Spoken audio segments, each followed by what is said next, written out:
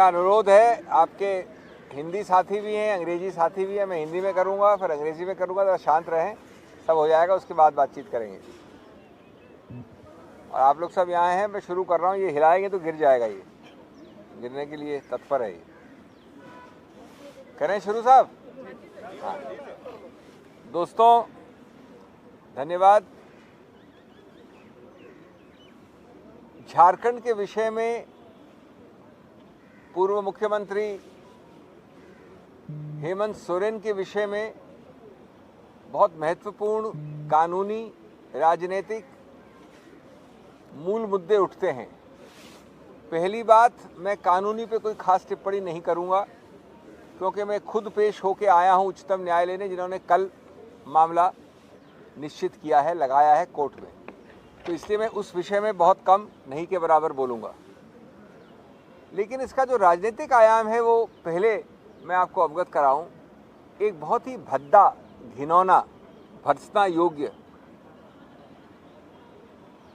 और सब चीजें अगर आप भूल जाएं तो ये सर्वविदित है कि लगभग, मैं अप्रॉक्सीमेट दे रहा हूं, 48, 48 या 47 का बहुमत सरकार को है वहां पर, सत्तारूढ़ पार्टी को। 48 मान ले, 47 मान ले, कोई फर्क नहीं पड़ता। सब कुछ मान ले विपक्ष की तरफ पे झारखंड में तो 32 है, 31 है, 33 है, कुछ भी मान ले फिगर, कोई फर्क नहीं पड़ता वहां पे। अब जब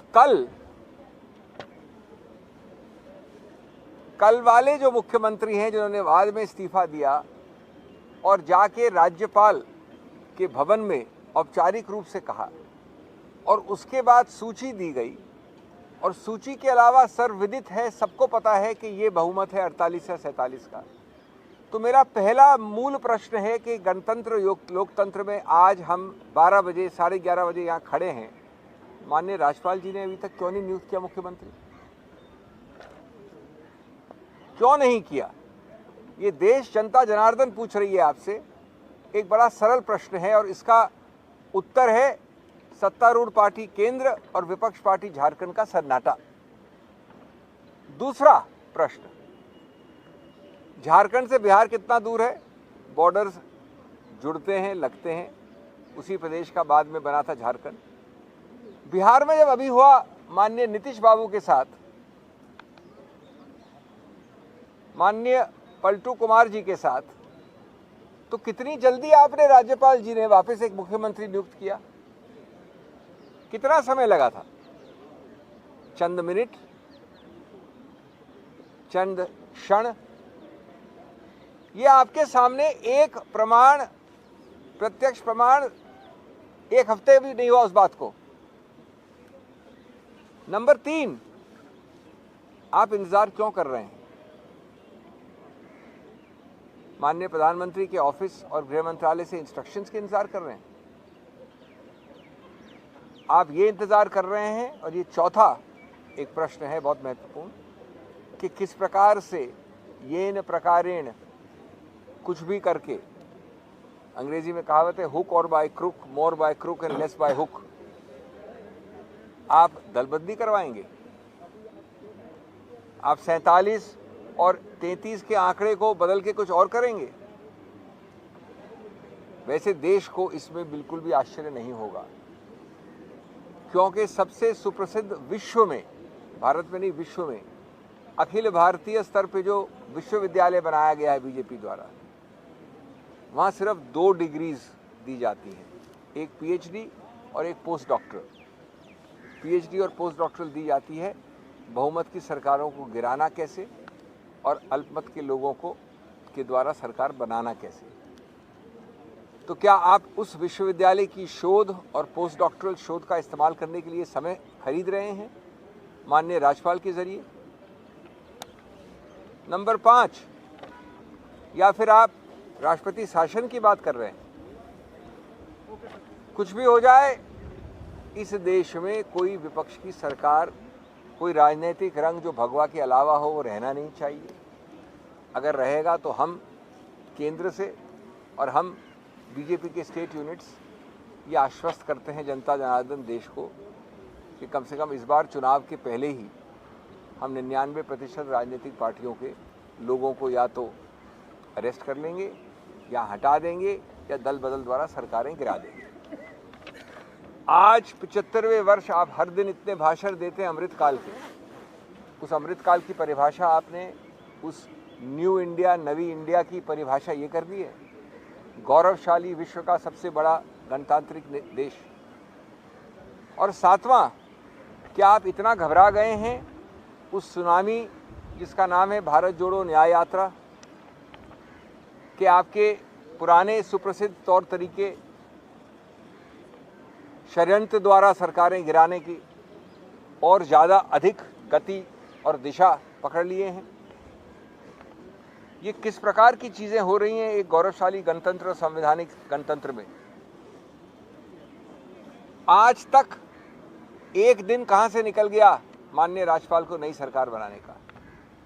मैं अभी आपको उच्चतम न्यायालय के सामने जो पक्ष हमने दिया है उसकी बात नहीं करूंगा, क्योंकि उसमें हमने कई और आरोप लगाए हैं। क्योंकि वो कल आ रहा है और मैं खुद पेश हो रहा हूं, इसलिए मैं वो अनुशासन के अंतर्गत काम करूंगा।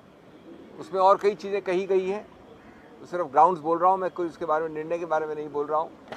किस प्रकार कल माननीय उच्च न्यायालय ने इतनी जल्दी आदेश दिया 8 और 9 बजे के बीच में कि आज वो मामला लिस्ट हो, और 9 बजे किस प्रकार हमारे वकीलों ने ईडी को इसका इंटीमेशन दिया, सूचना दी, और उसके बाद 10 बजे कोई व्यक्ति जाता है राज्यपाल के घर में और वहाँ पर आप अरेस्ट कर लेते हो उसको, ये बात जानने के बाद कि आज मामला लगा है। वो सब चीज़ें हम कल कोर्ट में बात करेंगे। जैसा मैंने कहा, मैं यहाँ बात नहीं कर रहा हूँ, लेकिन मूल मुद्दा है कि इस प्रकार से गणतंत्र का हत्या जो आप दिन प्रतिदिन कर रहे हैं उसका कोई ना कोई जवाबदेही तो होगी, और आपके ज़रिए देश जवाबदेही मांग रहा है, हम मांग रहे हैं। और हम ये कहेंगे कि आज जो आपने पार्टनरशिप की है एजेंसियों के साथ, जो आपने दुरुपयोग किया है संस्थाओं पे प्रहार करके, जो आपने एजेंसीज़ को अपना एक पपेट तो क्या कहें, उससे भी नीचे एक स्लेव बना दिया है, जिस प्रकार से आज आप हर चीज़ में किसी प्रकार का विरोध, गणतांत्रिक विरोध अंत करना चाहते हैं इस देश में, ये मूल मुद्दे देश के सामने हैं, ये मूल मुद्दे उच्चतम न्यायालय के सामने हैं, और हम कल वापस आपसे बातचीत करेंगे इस विषय में। Friends, very briefly in English, etc., which we will not discuss now, which will come tomorrow, as to how an arrest happened at 10 o'clock when the ED was notified of the matter listed today morning, notification being at 9 o'clock, etc., etc. But this raises fundamental issues, and let me tell you, I will have much to say tomorrow when I meet you after the Supreme Court hearing.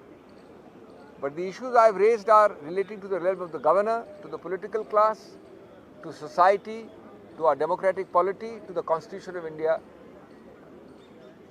and we would like to shock the conscience of the nation through you. Thank you. Also a few words, or also a few words? हाँ बोलो, मेरे colleague कुछ कहना चाहेंगे आप?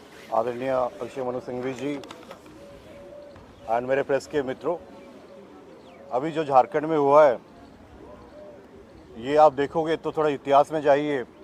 झारखंड की जो जनता पिछली भाजपा सरकार को जो खिलाफ में वोट दिया था, कांग्रेस एंड जेएमएम को, उसका मुख्य कारण था कि जो भाजपा की सरकार है वो सरकारी जगह को, आदिवासी जगह को लैंड बैंक करके अपने पूंजीपति दोस्तों को देना चाहते हैं। ये आदिवासियों की लड़ाई है, जल जंगल ज़मीन इसी की लड़ाई है। एंड ये सरकार जो केंद्र की सरकार है, लगातार जो कॉन्स्टिट्यूशनली चुने हुए मुख्यमंत्री है उनको जिस तरह से बेइज्जत करके, प्रत्यार्थ करके एक संविधान के मुख्यमंत्री को इस टाइप के घटना की है, इसके पीछे जो षड्यंत्र है वो ज़मीन का ही मामला है। छत्तीसगढ़ में भी देखें, जैसे ही भाजपा की सरकार आई है हसदियों में माइनिंग का एक्टिविटी फिर से चालू हो गया है। आप लोग सबको याद होगा जो कन्हैयालाल भील का मर्डर केस हो, या सुरेंद्र चौहान ने जो आदिवासी परिवार को कत्ल किया था, मारे थे, या फिर अनेक एट्रोसिटी जो आदिवासी के खिलाफ होते आ रहा है, ये सरकार बिल्कुल रूप से इनका एक षड्यंत्र है कि आदिवासियों को कैसे नीचा दिखाया जाए, आदिवासियों को कैसे सत्ता में रहने ना दिया जाए, एंड छल बल कल से वो कैसे हम लोग की चुनी हुई सरकार को गिराने की कोशिश कर रहे हैं। हम देखते आ रहे हैं 2014 से, जब से भाजपा की सरकार केंद्र में आई है, वो लैंड एक्विजिशन बिल को डाइल्यूट करने की कोशिश किए हैं, फॉरेस्ट राइट एक्ट को डाइल्यूट करने की कोशिश किए हैं, जो आदिवासी लोग अपने ज़मीन के लिए दावे करते आ रहे हैं, उसको भी रिजेक्शन रेट बहुत ज़्यादा बढ़ गया है। अभी जो 146 सांसद सस्पेंड हुए थे, इन्होंने, सरकार ने environment forest conservation act amendment bill पारित किया, जिससे कि जंगल का परिभाषा ही बदल दिया इसने। इससे बड़े बड़े प्रोजेक्ट्स अभी बिना ग्राम सभा की अनुमति से ये लोग अपने लैंड एक्विजिशन कर सकेंगे। फैक्ट्री स्कूल का निर्माण कर रहे हैं, जहाँ पे माइनिंग माफिया लोग प्राइवेट स्कूल आदिवासी को पढ़ा के अपने गांव से दूर लेके शहरों में पढ़ाया जाए। इस टाइप की अनेक घटनाएं हैं जो कि हम निंदा करते हैं। एंड महामहिम राष्ट्रपति कल पार्लियामेंट में पहली बार बोले, आपको याद होगा जब पार्लियामेंट का उद्घाटन हुआ था तब एक आदिवासी महामहिम राष्ट्रपति को भी बुलाया नहीं गया था। ये सब चीज़ है जो हम सोचते हैं कि हम आदिवासी समाज पे ये लोग का एक डायरेक्ट अटैक है, जिसको हम निंदा करते हैं, खंडन करते हैं। हम चाहते हैं कि जनता इनको ठीक जवाब दे। एंड जो लीगल इश्यूज है ये सिंघवी जी ने बोले हैं, बट ये आदिवासी समाज की तरफ से, हम आदिवासी सांसद की तरफ से इस चीज़ का खंडन करते हैं, निंदा करते हैं सरकार को। जिस प्रकार से एक आदिवासी मुख्यमंत्री को इस टाइप से वो लोग करके उसको सत्ता से हटाने की कोशिश किया गया। बहुत बहुत धन्यवाद। Thank you. बजट के बाद बोलेंगे भैया। हो गया ना झारखंड के इस पे। अगर झारखंड में कोई प्रश्न है तो पूछिए आप। झारखंड में प्रश्न है तो पूछिए। I am sorry, I should have asked that. Sir सरकार बचाने के लिए जैसा आप लोग आशंका जता रहे हैं कि राष्ट्रपति शासन या दूसरे तरीके से सरकार बनाने की कोशिश की जा सकती है, क्या विधायकों को झारखंड के बाहर शिफ्ट करने की कोई रणनीति पर आप लोग काम कर रहे हैं? देखिए, हमारी रणनीति एक अलग चीज़ है, न हमें वो शेयर करने की आवश्यकता है। रणनीति बनाने की आवश्यकता क्यों है, ये पूछना चाहिए आप ऐसे आघात करते हो हमारे ऊपर। आप हमारे सांसदों और एमएलएस के पीछे भागते हो कि उनको दलबदली कराओ और फिर रणनीति हम बताएं आपको। तो ये तो गणतंत्र के एक मूल तत्व की बात है। और ये आप पहली बार नहीं देख रहे हैं। मैंने आपको बोला विश्व की सबसे सुप्रसिद्ध विश्वविद्यालय है ये। विश्वविद्यालय का ब्रांच कर्नाटक में भी है, मध्य प्रदेश में भी है, अखिल भारतीय स्तर पे कई प्रदेश हैं, नॉर्थ ईस्ट में कई प्रदेश हैं। तो ये कब तक चलेगा? बेशर्मी की हद है ये, राजनीतिक मोटी चमड़ी की ये हद है।